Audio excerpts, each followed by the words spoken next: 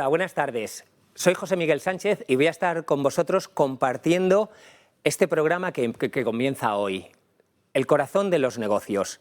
¿Qué vamos a hablar en el corazón de los negocios?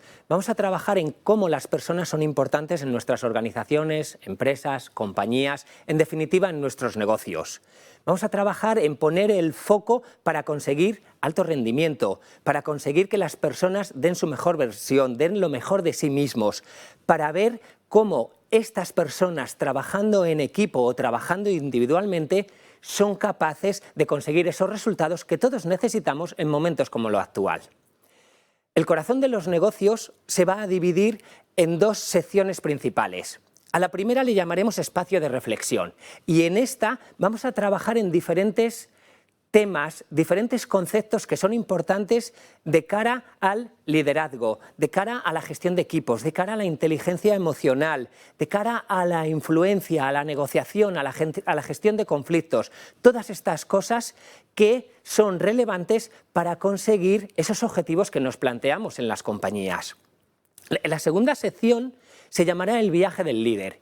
Y aquí tendremos la oportunidad de entrevistar a líderes, personas que han llegado a cargos, a posiciones de cierta relevancia o de mucha relevancia y que nos contarán su viaje. Es decir, hoy están ahí, pero ¿cuál ha sido el viaje que les ha hecho llegar a donde están hoy? Indagaremos en esa parte no solamente profesional, sino sobre todo humana, que nos contará quiénes son, cuáles son las dificultades que tuvieron y cómo llegaron hasta allí. Esa parte será una entrevista que trataremos de hacerla desde un punto de vista muy personal. Nos importará la persona que hay detrás del líder y ojalá nos inspire a entender que cada uno de nosotros tenemos nuestro propio viaje hacia el líder que podemos ser.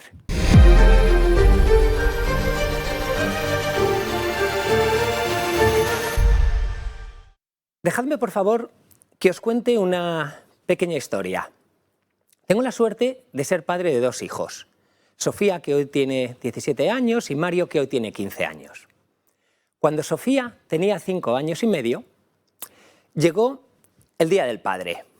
Y yo, como siempre, esperaba que mis hijos me hicieran el regalo que habían construido en el colegio con la ayuda de la profesora y que, bueno, todos los años me daban y me hacía mucha alegría y a ellos también.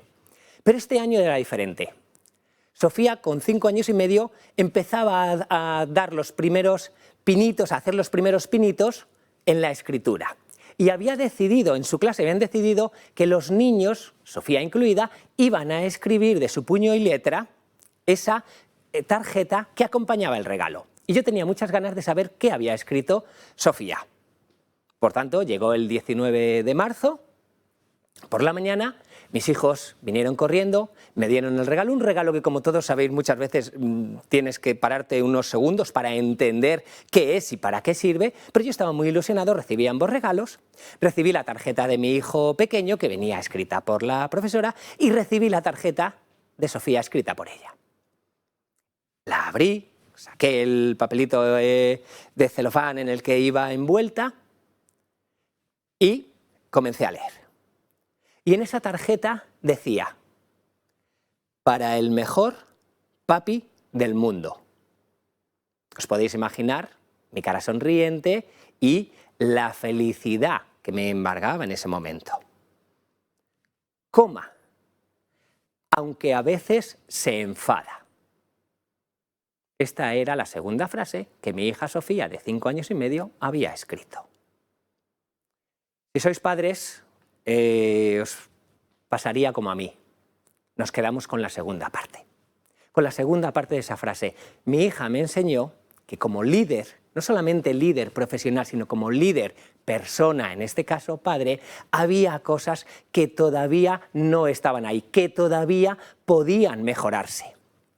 Fijaos, vivimos en un entorno en el que se nos pide ser los mejores padres. Por supuesto, los mejores profesionales.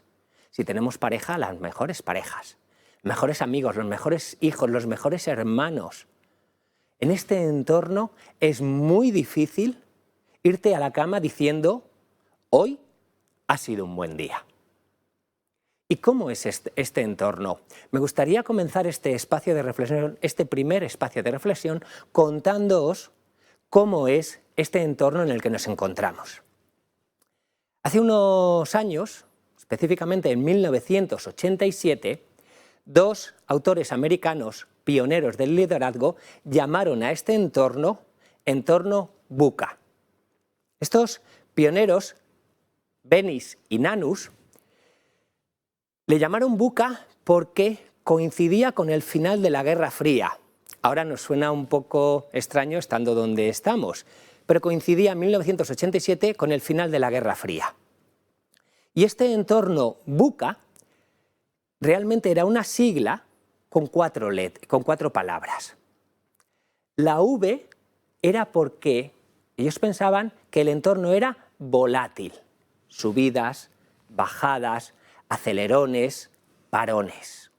La U, ellos eran americanos, significaba uncertain, es decir, incierto. Era un entorno incierto. Antes, cuando teníamos un enemigo claro, pues sabíamos dónde estábamos. Hoy no tenemos después del final de la Guerra Fría, no se tenía tan claro dónde se estaba. Por lo tanto, esa incertidumbre de qué vendrá luego, qué pasará luego, era lo que hacía que el entorno se convirtiera en incierto. La C era de complejo. Era un entorno donde había nuevos players, nuevos jugadores, nuevos personas que tomaban el liderazgo. La tecnología estaba entrando con muchísima fuerza, con lo cual se empezaba a complicar muchísimo. Además, había cada vez más datos, la información se generaba más rápidamente, con lo cual el entorno se convertía en complejo. Y por último, la A. La A de ambiguo. El entorno se había convertido en un entorno ambiguo. Las cosas ya no estaban claras, los colores se sobreponían unos sobre otros y las personas no tenían muy claro hacia dónde íbamos y la especificidad ya no era la clave. Entorno VUCA. Bennis y Nanus hablan de él en 1987. Hoy todavía es tendencia en muchas escuelas de negocio y en muchos lugares donde se habla desde el punto de vista de la empresa que estamos en un entorno VUCA. Desde mi punto de vista, en mi experiencia como psicólogo del trabajo, psicólogo deportivo y coach ejecutivo en los últimos 30 años, en mi experiencia el entorno desde el año 2020 hacia acá ya no es un entorno VUCA, sino que se ha convertido en un entorno VUCAS. Fijaos, le he añadido una S. Una S que agudiza las otras cuatro palabras. Y no es un plural. No es que ahora haya muchos entornos VUCA y entonces haya decidido ponerle una S porque es un plural. No, siguiendo las palabras en inglés, el entorno VUCAS es porque hoy en día nos encontramos en un mundo que también es scary. Como Scary Movie, una película que la mayoría de vosotros habréis visto. Se ha convertido en un mundo, en un entorno que da miedo. Si volvemos un segundo a marzo de 2020, ¿qué nos daba miedo? Nos daba miedo contagiarnos, nos daba miedo contagiar a otros, sobre todo seres queridos, nos daba miedo que no sabíamos esta pandemia hacia dónde iba, pero había más cosas que nos daban miedo en ese momento. Recuerdo que se hizo un estudio y 9 de cada 10 personas durante la pandemia pensaban que la situación económica iba a ser muchísimo peor tras la pandemia que antes. No se equivocaban, 9 de cada 10. Es más, el 50% de ellos pensaban que su puesto de trabajo estaba en riesgo. Pero hubo otro estudio que hizo la OMS que preguntaba a gestores de recursos humanos: ¿cuál es la principal causa por la que tus empleados se marchan de la empresa? Los profesionales de recursos humanos comentaron que el 50% de las personas que abandonaban una compañía lo hacían porque estaban quemados. Síndrome de burnout que habréis oído alguna vez. Estaban quemados, estaban exhaustos. Es decir, el estrés había llegado a un punto extremo en el que no podían seguir. Probablemente eso es la causa de lo que vino después. Probablemente habréis oído hablar de la gran renuncia o de la gran dimisión, pero dejadme que os dé unos datos muy rápidos. En 2021 se estima en más de 50 millones de personas las que abandonaron en Estados Unidos su puesto de trabajo, lo abandonaron voluntariamente. Es verdad, podéis decirme, que estamos hablando de un país que no tiene casi paro, que estamos hablando de un país donde te puedes cambiar fácilmente de trabajo. Estas personas no se cambiaban a otro trabajo. Se iban voluntariamente a casa porque necesitaban, tras la pandemia, una nueva forma de hacer, una nueva forma de trabajar, una nueva forma de equilibrar su salud física, pero sobre todo su salud mental. En España hemos tenido algo parecido. Es verdad que es diferente porque en España los niveles de paro son muchísimos más altos, pero hay un estudio reciente de la empresa Hayes que dice que más del 50% de los trabajadores españoles no están motivados por su puesto de trabajo, más del 50%. Esto, si estamos hablando de alto rendimiento, si estamos hablando de poner pasión, si estamos hablando de poner compromiso a aquello que haces, nos indica que si bien es verdad que la gran renuncia no está ocurriendo en nuestro país porque la gente no se va a su casa sin nada, por el miedo a que después no encuentren ese trabajo que sí buscan, está claro que esa gran renuncia está ocurriendo dentro del puesto de trabajo. Es decir, hay personas que están en su lugar, en su empresa, en su compañía, pero no están rindiendo a todo aquello que podrían dar. Es decir, este entorno es un entorno bucas porque nos da miedo en 2020 la pandemia, contagiarnos, las futuras pandemias, pero fijaos hoy en día. Hoy en día nos da miedo la guerra, Ucrania, Rusia, las consecuencias que puede tener para la humanidad. Todos habréis visto en redes sociales cómo se habla de Tercera Guerra Mundial, de que el escalado de esta guerra a otros países. Por supuesto, la situación económica, con una inflación en Europa, incluida España, por encima de los 2 dígitos, pero hay una cosa muy importante, nos da miedo la salud mental también. Es decir, nos encontramos en un momento en el que las personas están visitando más a terapeutas, psicólogos, psiquiatras, pero aquellas que no los están visitando por la razón que sea, están consumiendo más psicofármacos, es decir, ansiolíticos y antidepresivos. Este entorno bucas es un entorno muy duro para cada uno de nosotros y que tenemos que aprender a gestionar. En nuestro siguiente programa veremos cómo lo podemos gestionar y, sobre todo, qué tipo de liderazgo es el que necesitamos en nuestras organizaciones que sea capaz de gestionar este entorno bucas y cómo afecta a cada uno de los equipos y los profesionales que trabajan en estas compañías.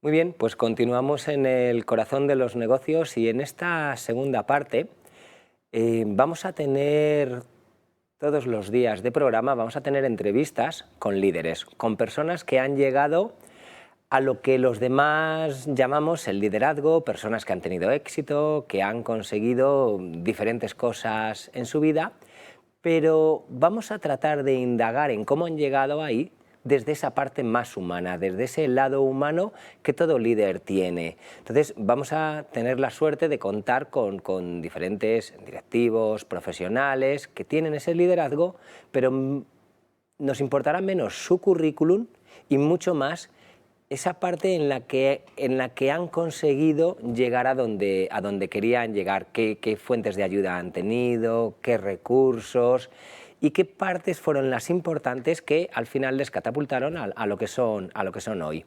Y estrenamos esta primera entrevista con mi querido Héctor Ara. Buenas tardes, ¿cómo estás, Héctor? Muy bien, ¿y tú? Héctor Ara es un gran empresario, él se llama a sí mismo emprendedor compulsivo, una persona que ha tenido diferentes empresas, que es un líder de los que a mí personalmente me inspiran. Y yo soy un firme creyente, Héctor, de que el liderazgo es un viaje. Hasta que llegamos al líder que eres tú hoy, es un viaje. Y a mí me gustaría empezar por ahí. ¿Cuál ha sido ese viaje tuyo? Pues sí, estoy de acuerdo en que el hecho emprendedor es un viaje. Mi viaje ha sido un viaje quizás de autodescubrimiento, de autoconocimiento. Yo pertenezco a una familia de muchos hermanos, somos 13 hermanos. Yo soy el séptimo, estoy justo en la mitad, un buen observatorio. Y pertenezco a una familia que perdimos la iniciativa empresarial de mi abuelo, que tuteló mi padre. Estamos hablando de la guerra del año pasado. Cuando estábamos 9 de los hermanos en el colegio, la empresa se hundió. Vaya. Y eso, yo tenía 12 años, pero fui perfectamente consciente de lo que estaba sucediendo. Lo que pasa es que no podía ayudar, no tenía los conocimientos ni la madurez para hacerlo, ¿no? Pero eso sí que me marcó en el sentido de que bueno, yo tenía que conocer qué fue lo que sucedió, por qué sucedió aquello, por qué se decía en la familia que éramos buenos profesionales, pero no éramos buenos empresarios, ¿no? El hito del cierre de la compañía que fundó mi abuelo nos hizo llegar a la conclusión, por lo menos a mis hermanos mayores, de que no éramos empresarios, ¿no? Y que nos teníamos que dedicar a otra cosa, ¿no? Y bueno, pues yo crecí, fui a la universidad y trabajé desde muy joven bajo esa creencia, pero en un momento dado surgió algo dentro de mí o me fue llevando, ese viaje del que tú hablabas, me fue llevando al momento de tomar la iniciativa, ¿no? De abordar el sueño emprendedor a través del reconocimiento de una oportunidad, que es donde empieza todo. Los que estamos mucho en el mundo de emprendimiento sabemos que todo empieza en el reconocimiento de una oportunidad, ¿no? ¿Podemos parar aquí en este momento? Claro. Reconocimiento de una oportunidad. Imagínate que muchas personas que nos están viendo no saben exactamente a qué te refieres. Bueno, me refiero a que desde mi punto de vista, el emprendimiento, el afán del ser humano por ser diferente, es consustancial a la especie. Todos queremos tener un proyecto personal en la vida, ¿no? Y algo que nos diferencie de los demás, que nos permita resaltar. Es un impulso que existe, que yo no sé bien, me habría gustado estudiarlo, en qué momento de la vida se pierde eso, ¿no? Cuando aparece eso que se llama la aversión al riesgo, ¿no? Que está en tantos libros, ¿no? Ese impulso natural que desde mi punto de vista tenemos para emprender algo empieza en que tú te das cuenta en tu vida cotidiana que algo puede ser una oportunidad de mejora de algo que existe o una oportunidad de creación de una idea donde puedas arrastrar a otros y llevarlos en pos de algo que tú crees que significa una oportunidad, ¿no? Y eso está relacionado con el liderazgo, obviamente, porque hay que reconocer la oportunidad y hay que organizarse para aprovecharla, y eso es el liderazgo. ¿Y cómo se vive en la familia ese momento tan duro, como me puedo imaginar, donde bueno, pues se pierde la empresa, sois muchos de familia, como decías? ¿Cómo se vive? Tú dices que tenías 12 años y que bueno, sabías que no podías ayudar, pero ¿cómo lo vive el resto de la familia? ¿Tú eras consciente? Sí, la forma de vivirlo fue distinta también dependiendo de las edades, ¿no? Los hermanos mayores que ya habían completado sus estudios, estaban ya trabajando, pues tuvieron una forma de percibirlo. Ellos nos ayudaron muchísimo a los pequeños a que pudiéramos hacer lo que ellos habían podido hacer bajo el paraguas de la empresa de mi padre y de mi abuelo. Luego había lo que nosotros llamamos la segunda tanda, que somos los intermedios, que ahí, bueno, pues lo que sí te das cuenta es que en casa no vas a tener recursos para lo que tú quieras hacer. Bueno. Y eso también es muy motivador, porque inmediatamente te tienes tú que procurar los recursos para poder perseguir tus sueños, ¿no? Y luego hay una tercera fase de hermanos que bueno, que esto lo ven eran muy niños cuando todo sucedió y quizás no tienen esa percepción que tenemos los que habíamos. En esa época se hablaba de que el uso de razón llegaba a los 7 años, es una cosa que venía en los catecismos, ¿no? Y claro, los pequeños eran muy pequeños como para ser plenamente conscientes de esta situación, de la situación que atravesábamos y de haber tomado posturas, ¿no? Se dejaron llevar un poquito y tenían doble protección, la de la primera tanda y la segunda tanda, ¿no? Pero en general, bueno, pues es una sensación de que te tienes que valer por ti mismo y de lo que vayas a hacer en la vida va a depender estrictamente de lo que tú te formes, de lo que tú luches, de lo que tú trabajes y en la medida que persigas tus sueños. O sea, podemos decir que a ti no te han regalado nada, independientemente bueno, de dónde has llegado. No, yo no estoy de acuerdo con eso. A mí me han regalado educación y eso es lo más, eso es lo más valioso que hay en la vida, ¿no? Al final, yo no creo en el self-made man, en el hombre hecho a sí mismo, ¿no? Creo que todos somos productos de circunstancias y algunos tienen la capacidad de aprovecharlas y otras no tanto, pero hasta esa propia capacidad de aprovechar las circunstancias y de rebelarte contra ellas es dado, es una cosa dada, es un regalo. Y unos lo tienen y otros no lo tienen, ¿no? Y yo creo que eso no tiene ningún mérito, que fundamentalmente es lo que recibes en forma de genes y de educación. Y eso uno no tiene méritos, eso se recibe, ¿no? Y en tu caso, Héctor, ¿cuál fue esa fuente de inspiración? ¿Cuál fue ese regalo, forma genética, educación ya la tenemos clara? ¿Cuál fue esa fuente de inspiración para ti? Bueno, yo los primeros 10 años de mi carrera profesional, cuando acabé en la universidad, estuve trabajando en 7 empresas. Esto parece una barbaridad, pero yo había oído una idea que venía un poco del otro lado del océano, que es que cuando alguien era joven y completaba una tarea, tenía que pasar a ejecutar la siguiente tarea. Si eso ya estaba aprendido, no tenía sentido seguirlo desarrollando toda la vida, ¿no? Así es. Entonces, ¿qué ocurría? Pues que cuando estaba en las 7 empresas que estuve, incluso en la administración, cuando estaba en la carrera la hice por las noches y durante el día trabajaba en el Ministerio de Obras Públicas, también fue un aprendizaje de otro entorno laboral, tenía sus cosas buenas y sus cosas malas, pero sirve también para que te conformes un ideal, ¿no? Un ideal laboral y profesional, ¿no? Entonces, bueno, yo siempre digo que he tenido la enorme fortuna de en esas 7 experiencias empresariales antes de ser empresario, tuve gente fantástica de la que aprender.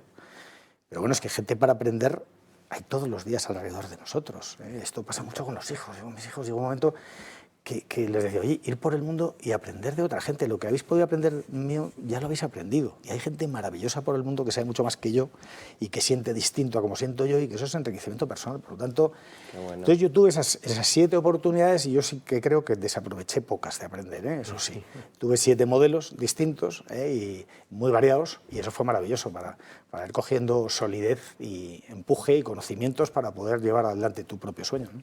Oye, qué bueno, hablar de cosas que hoy en día están de moda en muchas organizaciones. La gestión de la diversidad, el conocer otras culturas, conocer otros entornos. Yo creo que tú has viajado, has estado en más de 80 países, no sé si equivoco el dato. ¿Eso es parte de lo que dices, ¿no? ¿Eso es lo que te abre y te da esas opciones?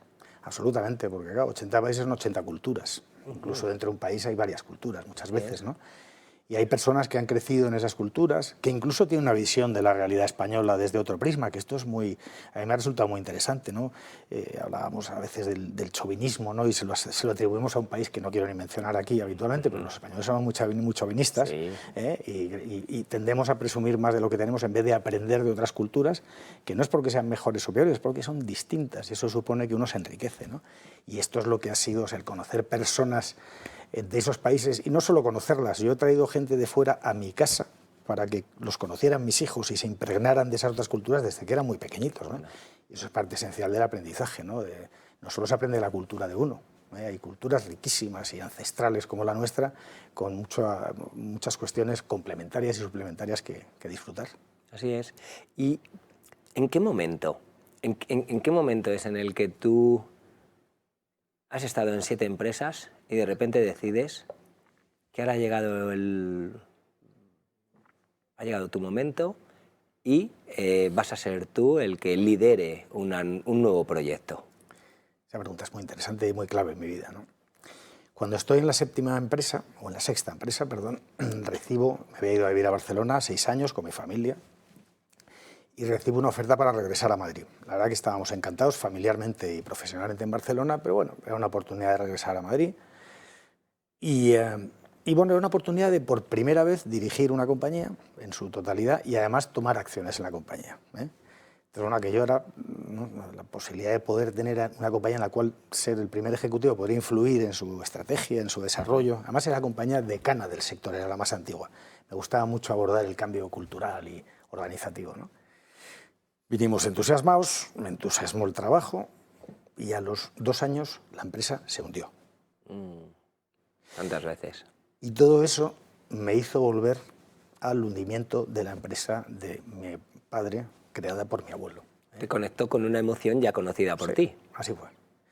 Y es también cuando al cabo de unos años es lo que al final me empuja a estudiar en profundidad el fracaso empresarial. Por eso cuando tengo 50 años voy a la universidad, me doctoro y hago una tesis doctoral en fracaso empresarial, porque necesitaba saber las claves y además era muy notorio que hay mucha gente que habla de sus éxitos, pero hay poca gente que habla de sus fracasos por una cuestión de pudor, como es lógico. pero se aprende mucho más de los fracasos que de los éxitos.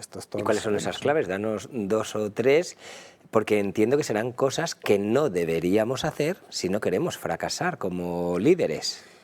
A ver, hay alguna receta, pero es un cúmulo de cosas, ¿no? Hay una cosa quizás muy llamativa, que yo lo que iba buscando es que la cuestión financiera es lo que llevaba a las empresas al fracaso, al cierre, ¿no? Y no, en fin, uno puede pensar racionalmente que es así porque una empresa cuando cierra tiene una crisis financiera, todas tienen una crisis financiera cuando cierran, ¿no? Pero no es la causa última de ello, ¿no? La causa clave del fracaso y la razón fundamental del éxito es la aproximación al mercado, entender la realidad, la demanda real del mercado. Porque cuando alguien descubre una oportunidad o tiene un sueño, muchas veces es un sueño y no está constatado con la realidad. Entonces, a mí me gusta hablar de la falacia del marketing, lo hemos de decir muchas veces, ¿no? Cuando hablamos de una cosa, decimos, no, es que a mí, si yo estuviera... A ver, si aquí lo que se trata es de entender a los demás cuando vas a poner un producto en el mercado, no a ti. No a ti. Porque tú puedes ser representativo o no del mercado. Normalmente no somos muy representativos de lo que es el mercado y si quieres producir, idear, diseñar y vender algo en el mercado, tiene que responder a una realidad, a una demanda real, ¿no? Esto de crear la necesidad han sido muy pocos los que lo han hecho en la historia de las empresas y hay que ir por el camino de reconocer necesidades reales y saberlas satisfacer con cosas innovadoras, ¿no? Con ideas innovadoras, ¿no? Y ese entender bien el mercado, abrirse al mercado, de nuevo, relacionarse con el mercado, relacionarse con la gente que domina los mercados, que controla los mercados o que son tendencias en los mercados, como vemos ahora en las redes sociales, es clave para ultimar el diseño de un producto o un servicio que puedas producir en una empresa.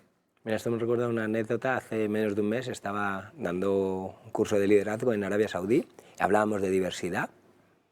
Y podíamos pensar que no tienen mucha diversidad, pero los clientes sí son diversos. Entonces, cuando hablábamos de todas estas cosas, decíamos, es verdad que entre los directivos podría no haber mucha diversidad, que cada vez hay más, pero tú al final te diriges a una audiencia, y tu audiencia sí es diversa. Además, era una empresa de telecom, con lo cual pues había adolescentes, jóvenes, mujeres, hombres, exactamente, con lo cual el verlo desde tu punto de vista es exactamente lo que dices. Déjame entonces irme a la parte positiva.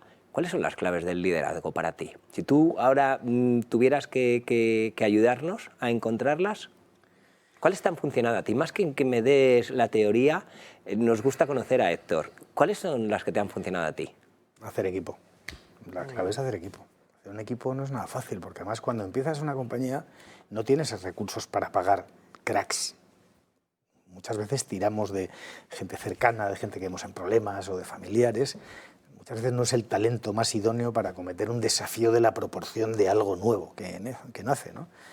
Entonces, el saber acompañarte de gente que realmente es idónea para las distintas fases en que se desarrolla una compañía, ¿no? En la compañía nuestra, en Son Pharma, empezamos 2 personas y hoy somos 850, ¿no? Y ese viaje, hay gente que sale, hablamos del talento, de la adquisición de talento, la formación del talento y la retención del talento. Esas 3 fases son cruciales, ¿no? Lo que ocurre es que en las distintas fases de la compañía los tipos de persona con las que cuentas, los tipos de profesional son muy distintos y a veces es muy doloroso porque hay personas que no son capaces de crecer con los proyectos empresariales y entonces, bueno, pues tienen que salir, ¿no? Y eso es lo más desagradable que le puede pasar a un líder, ¿no? Tener que prescindir de alguien que le ha acompañado en su camino, ¿no? Pero al final esta es la clave, ¿no? Dar con la gente adecuada que sea capaz de prodigar el proyecto, de sentirlo como propio y de estar dispuesto a luchar por él como el líder. Fíjate, no hemos hablado o hemos hablado poco de la empresa que ha sido una de tus principales empresas, Son Pharma, y acabas de decir de 2 a 850. ¿No da un poco de vértigo? Porque claro, se dice muy fácil. Pasamos de 2 personas a 850 que somos hoy. ¿Da vértigo ese liderazgo? No da vértigo porque nunca eres consciente de cómo va creciendo. De hecho, hay muchas veces que viene gente de fuera y que te viene a hablar de tu compañía y parece que están hablando de otra compañía, no la que tú empezaste con 2 personas, ¿no? Cuando estás tan metido en un sueño de un proyecto de estas características, no eres tan consciente de la realidad de lo que está sucediendo, ¿no? Ves que tienes intuiciones o indicaciones de por dónde ir y estás en cuerpo y alma dedicado a algo y no eres capaz de medir dimensiones, ¿no? Va sucediendo cosas y un día te encuentras con que bueno, pues has hecho una cosa que ha desbordado tus sueños. En mi caso, desde luego, es así, absolutamente. Jamás pensé que pudiera tener que una idea empresarial pudiera llegar a lo que ha sido Pharma con el paso del tiempo, ¿no? Es precioso, pero vértigo no se siente, la verdad. Qué bueno. Me encanta que digas eso, porque una de las cosas que queremos transmitir a nuestra audiencia es de que se puede llegar al liderazgo desde diferentes caminos. Todas las personas que vengáis aquí a ser entrevistados traeréis vuestro propio viaje, y me encanta que uno de tus últimos mensajes sea que no nos tiene que dar vértigo. El miedo no debería acompañarnos en ese viaje. Una última palabra, has dicho hacer equipo como buena clave del liderazgo. ¿Se te ocurre algo más para nuestra audiencia? Oye, y además esto también te va a ayudar para ser un buen líder. Bueno, no es garantía de éxito, pero hay algo obsesivo en todo esto y hay algo inconsciente en el hecho emprendedor, ¿eh? Cuando me hablabas del vértigo, yo te decía que no lo he sentido, es porque hay algo de inconsciencia en todo esto, ¿no? Sobre todo cuando estás en países donde hay una complejidad laboral notoria y demás, pues como sientas miedo de eso, o sea, como prevalezca lo de no, tener gente es lo peor, no, tener gente es lo más maravilloso que hay. Lo que pasa es que hay que tener la gente adecuada que se una a ti, que quieras formar parte de tu proyecto y que esté dispuesta a crecer, a reconvertirse, entonces quizás yo iría por ahí, ¿no? Porque tienes que tener un sueño y ese sueño hay que perseguirlo obsesivamente. Qué bueno. Y hacerlo realidad. Y hacerlo realidad al final. Lo de que siempre hemos dicho de soñar despierto, soñar también cuando estás despierto. Pues se nos acaba el tiempo. Es una verdadera pena. Yo que he tenido la oportunidad de conversar muchas veces con Héctor, es una absoluta maravilla como habéis podido ver. Y nada, esperemos tenerle más adelante, en próximos años, en próximas temporadas, tenerle de nuevo y que nos siga contando ese viaje que al final es inspirador. Gracias y nos vemos en el siguiente programa. Muchas gracias.